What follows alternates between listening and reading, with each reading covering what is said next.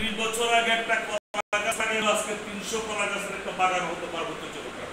সেটা আপনারা কেউ দেখাতে পারেন নাই, এরকম কোনো কিছু আপনারা সবসময় অন্যের রেজুর ভিত্তি করেছেন, কাজ করেছেন যারা নিঃশ্বাস যেমন এই যে মুক্তিযোদ্ধা, তার কষ্ট, তার পরিশ্রম, সে সময় দিয়েছে, অস্বীকার করতে পারবেন না। আব্দুল হামিদ রানা, শেখ আহমদ রাজুর কাজকে অস্বীকার করতে পারবেন না, ফয়েজ সাহেবের কাজ তাদেরকে অস্বীকার করতে পারবেন না। কিন্তু কতক্ষণ পারা যাবে? আপনি বেঈমান এবং বিশ্বাসঘাতকের সংখ্যা যদি বেশি হয়ে যায়, মিথ্যেকে যারা প্রচার করতে চায় এদের সংখ্যা যদি বেশি হয়ে যায়, সত্যবাদীরা কতক্ষণ পারবে? সুতরাং এই জন্য লা তাহজান ইন্নাল্লাহা মা'ানা, হতাশ হওয়ার কিছু নাই। আমরা যদি মুসলমান হয়ে থাকি, ইমানদার, মনে রাখতে হবে আল্লাহ আমাদের সাথে আছে। আমরা সত্য প্রতিষ্ঠার ক্ষেত্রে আমরা কাজ করছি, সেখানে হতাশ হওয়ার কোনো কিছুই নাই। আজকে কেন আমরা নাগরিক পরিষদরা কাজ করতেছি, আজকে কত নতুন করে 2 বছর হলো, 2 বছর হয়েছে মাত্র। এই আমরা যে কমিটিতে আমরা কাজ করতেছি, আমি তো মনে করি এই 2 বছরে আমরা চেষ্টা করেছি। আমরা মোটামুটি 26টি উপজেলায় আমাদের কমিটি হয়েছে। পার্বত্য চট্টগ্রাম 3 জেলায়, 26টি উপজেলায় কমিটি হয়েছে, 3টা জেলায় কমিটি হয়েছে। আমাদের ঢাকা চট্টগ্রাম মহানগরের কমিটিগুলো হয়েছে, ছাত্র পরিষদ, নাগরিক পরিষদের কমিটি হয়েছে। গত 3 দিন আগে চট্টগ্রাম মহানগর ছাত্র পরিষদ কমিটি হয়েছে, চট্টগ্রাম বিশ্ববিদ্যালয় কমিটি। আগামী 28 তারিখে সম্ভবত ছাত্র পরিষদ 3 জেলার সম্মেলন শুরু হবে, তারিখ আমরা দিন ধার্য করেছি। তো সুতরাং ইতিমধ্যে আমরা অনেক দূর এগিয়ে গেছি, অনেক দূর। দেশে বিদেশে বিভিন্ন প্রচার মাধ্যম, ইলেকট্রনিক মিডিয়া, সোশ্যাল মিডিয়াতে শুরু করে, পত্রিকা থেকে শুরু করে, টেলিভিশনে, বিভিন্ন জায়গায় আমাদের প্রোগ্রামগুলো আজকে সারা পৃথিবীর মানুষ দেখে। আমরা টকশোতে যখন বসি, তখন অস্ট্রেলিয়া থেকে, ফ্রান্স থেকে, সৌদি আরব থেকে, মালয়েশিয়া থেকে ম্যাক্সিমাম আমাকে ফোন করে যে ভাই, বলে খুব ভালো প্রোগ্রাম, আমরা পার্বত্য চট্টগ্রামে যেতে পারি না, এই মানে বিভিন্নভাবে মানুষ আজকাল কিন্তু উদ্বুদ্ধ হচ্ছে। বাট এটা কখনো একজনের একার কাজ কিন্তু নয়। এটা তাহলে বঙ্গবন্ধু শেখ মুজিব একা জাতির পিতা হন নাই, জিয়াউর রহমান একা, ওই যে বলে যে শহীদ প্রেসিডেন্ট জিয়াউর রহমান একা হন নাই। এখানে সমন্বয়ের দরকার আছে। সমন্বয় করে ছোট বড় সকলকে মিলে সামনের দিকে আপনাকে এগিয়ে দিতে হবে। এবং সত্যটাকে আপনাকে প্রকাশ করে, আপনি যদি পিছনে হটে যান তাহলে কিন্তু চলবে না। আপনাকে পরিকল্পিতভাবে সামনের দিকে কাজ করতে হবে। যেমন একটা কথা এখানে বলি যে, আমাদের একটা ছোট্ট প্রকাশনা আমরা করেছি, এই যে আমার পাহাড় আমার জীবন। এটা আপনাদের হাতে আসছে কিনা জানি না, না থাকলে এটা সংগ্রহ করে নেবেন।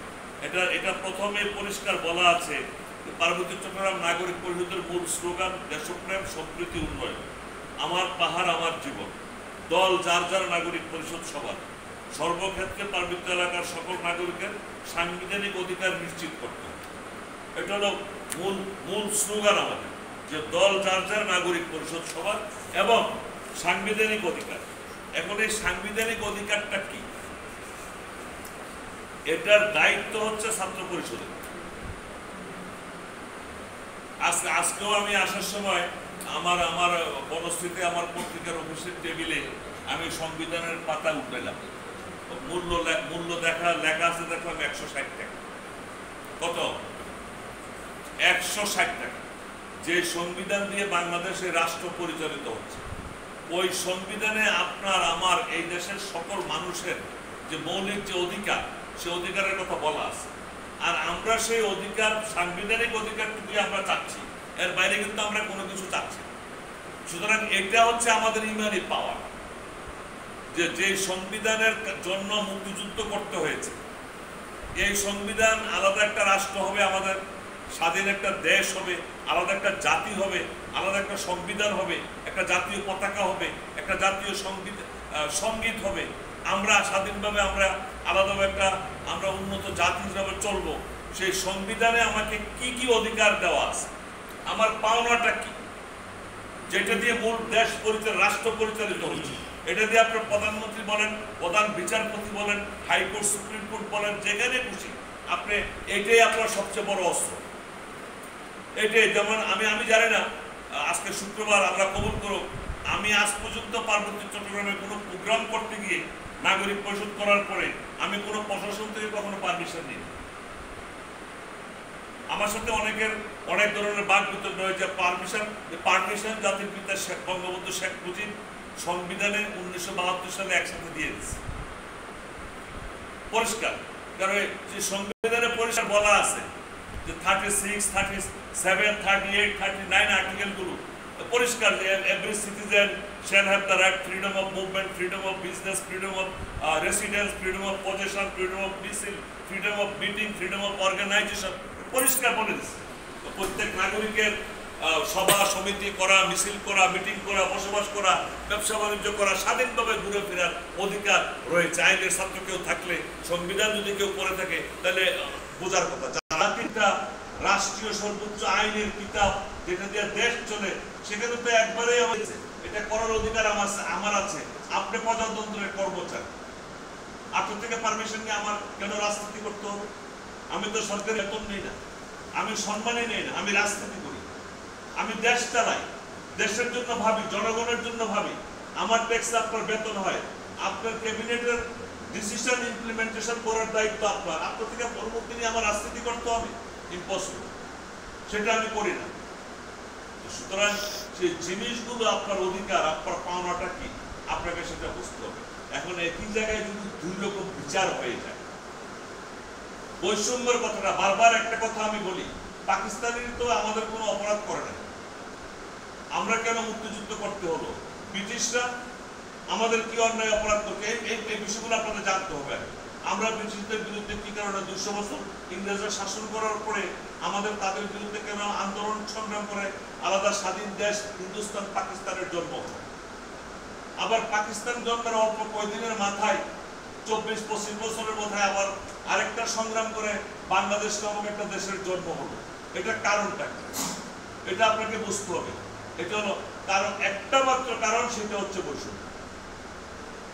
সবাই তার নিজের অধিকার নিয়ে বেঁচে থাকতে চায়, সম্মানের সাথে বেঁচে থাকতে চায়, ন্যায় বিচার প্রতিষ্ঠা করতে চায় সবাই। তো এই যে বৈষম্য, এই বৈষম্য হলো ব্রিটিশরা আমাদের প্রতি বৈষম্য করেছে, যার কারণে আমরা ব্রিটিশ বিরোধী যুদ্ধ করলাম। পাকিস্তানিরা বিশাল বৈষম্য, পাকিস্তান আমলে যারা মুক্তিযুদ্ধ করেছে, যারা দেখেছে, যারা দেখে নাই, তারা ইতিহাস পড়লে বুঝতে পারবে। পাকিস্তান সেনাবাহিনীতে পূর্ব পাকিস্তানে বসবাসকারী বাংলা ভাষাভাষী কোনো বাঙালি মেজরের উপরে কোনো সেনাবাহিনীর অফিসার ছিল, মেজরও ছিল কম, 2-5 জন মাত্র। আতর বলে ওসমানী সাহেব মুক্তিযুদ্ধের সশস্ত্র বাহিনীর সর্বাধিনায়ক, সেও ছিল কর্নেল ছিলেন তিনি, তাকে সশস্ত্র বাহিনীর প্রদান করা হয়েছিল। আপনার lieutenant colonel, brigadier general, major general, lieutenant general, Bangla ভাষাভাষী কোনো বাঙালি ছিল না। আপনার কোনো ডিসি ছিল না, মহকুমা প্রশাসকরা ছিল না, সচিব ছিল না, এসপি ছিল না, আইজিপি ছিল না, ডিআইজি ছিল না, ইভেন মিল ফ্যাক্টরি কারখানার কোনো মালিকও কোনো বাঙালিরা ছিল। আমরা ছিলাম লেবার হিসেবে, তারা আমাদেরকে ব্যবহার করে। এই যে বৈষম্য, এই বৈষম্যের কারণেই কিন্তু আমাদেরকে মুক্তিযুদ্ধ করতে হয়েছে, যে আমরা সমান অধিকার চাই, সম্মানের শাস্তি চাই। তো আজকে এই যে আমরা দেশ স্বাধীন করলাম, মুক্তিযুদ্ধ করলাম, 30 লোক শহীদ হলো, স্বাধীনতার 52 বছর পর অতিক্রান্ত হওয়ার পরে আজকে এসে পার্বত্য এলাকায় আরো অনেক বেশি বড় বৈষম্যের শিকার কিন্তু আমরা অনেক বড় বৈষম্যের শিকার। সুতরাং এইটা শুধু মায়া কান্না করলে কিন্তু চলবে না। এটা মায়া কান্না করলে, শুধু মায়া কান্না করে করে আপনার চলে যাবে, জীবন চলে যাবে। 52 বছর হয়ে গেছে, আরো 100 কিচ্ছু লাভ হবে। সেটা জনগণকে উদ্বুদ্ধ করতে হবে, চেতনা সৃষ্টি করতে হবে, পাওনার সম্বন্ধে বুঝতে হবে, বুঝাইতে হবে, এবং বৈষম্যের বিরুদ্ধে সংগঠন তৈরি করতে হবে, সংগঠিত হইতে হবে, মানুষকে ঐক্যবদ্ধ করে আন্দোলন করতে হবে। আপনার সুপ্রিম কোর্ট দিয়া ওই বিচার বিশ্লেষণ করে ইউনিভার্সিটিতে পড়া কোনোদিন আন্দোলন সফল করা যায় না। আন্দোলন সফল করতে আপনাকে মাঠে যেতে হবে। যারা বৈষম্যের শিকার, তাদেরকে ঐক্যবদ্ধ করতে হবে। ঐক্যবদ্ধ করে আপনার গভর্নমেন্ট আজকে 17 আমি ওই দিন কোথায় বললাম, সম্ভবত মাটিরা নিয়ে বলছি যে কেএনএফ এর সাথে সরকারের নতুন করে আর একটা আলোচনা চলছে। দুইবার বোধহয় এরা টাইম করছে, উপস্থিত হয়নি, আবার সময় নিছে সরকারি ব্যবস্থাপনা। তো আমি বলে দিয়েছি, ওই জনসভায় ওপেন বলেছি এবং ভিতরে ভিতরে যেখানে বলা দরকার সেখানে বলে দিয়েছি যে জেএসএস এর সাথে চুক্তি করা হয়েছে কি কারণে। জেএসএস শক্তিশালী, অস্ত্র শস্ত্র আছে, মানুষ গুম করে, খুন করে, গঠন করে, এই করে সেই করে, তার সাথে চুক্তি না করলে, তার সাথে কথাবার্তা না বলে, তারকে সুযোগ সুবিধা না দিলে, তার দাবি দেওয়া মেনে না নিলে এটা পরিবেশ শান্ত হবে না, গণহত্যা আরো বেড়ে যাবে, যার কারণে করা হয়েছে। এখন আবার কেএনএফ এর সাথে আবার যদি আপনি সেই একই চুক্তি করেন, কেএনএফ এখন অলরেডি বলে দিছে যে তাদেরকে পতাকা দিতে হবে, মন্ত্রিত্ব দিতে হবে, সন্তুলনের মতো সুযোগ সুবিধা দিতে হবে, নো ফুল স্টেট, ওই ওই ওই ওই এলাকা থেকে সেনাবাহিনীকে প্রত্যাহার করে নিতে হবে, ইত্যাদি ইত্যাদি। এটা হলো রাঙ্গামাটির বোধহয় 3-4টি উপজেলা আছে, কাপ্তাই, জুরাছড়ি, বিলাইছড়ি থেকে শুরু করে রাজস্থলী, বান্দরবান জেলা সহ নিয়ে ওই অঞ্চল টেকনাফ পর্যন্ত এখানে কোনো সেনাবাহিনী কেউ থাকবে। তো তাহলে এখন আবার ইউপিডিএফও সেম অবস্থা। এখন এখন এখন কেএনএফ এর আশ্রয় হচ্ছে মারমার এবং ভারতের সীমান্তবর্তী এলাকায়। এটা হলো কুকি রাজ্য, চীন রাজ্য এবং আরাকান স্টেট এবং মিজোরামের কিছু অংশ নিয়ে। আর জেএসএস এর আশ্রয়স্থল হচ্ছে এখন টোটাল মিজোরাম, ত্রিপুরার কিছু অংশ নিয়ে। আর ইউপিডিএফ এর আশ্রয়স্থল হচ্ছে এখন ত্রিপুরা। হ্যাঁ, তো তাহলে এখন যদি অস্ত্র নিয়ে মানুষ খুন করা যায়, সেনাবাহিনীর সদস্যকে খুন করা যায়, শক্তি প্রদর্শন করা যায়, তাহলে সরকার আপনার সাথে ডায়লগ করবে, আপনাকে সুযোগ সুবিধা। তাহলে আমরা তাহলে ওই কাজটা শুরু করি, তাহলে আমরা ওই ধরনের একটা আমরা শুরু করি। বাঙালিরা যারা আমরা বৈষম্যের শিকার, আমাদের যারা অধিকার থেকে বঞ্চিত, আমরাও একটা আর্মস ক্যাডার আমরা করে আমরা ওইভাবে শুরু করি, আমাদেরকে ওই ধরনের সুযোগ সুবিধা তাহলে দাও। এটা কোনোদিন হয় না। এটা হত্যাকারী আর হত্যার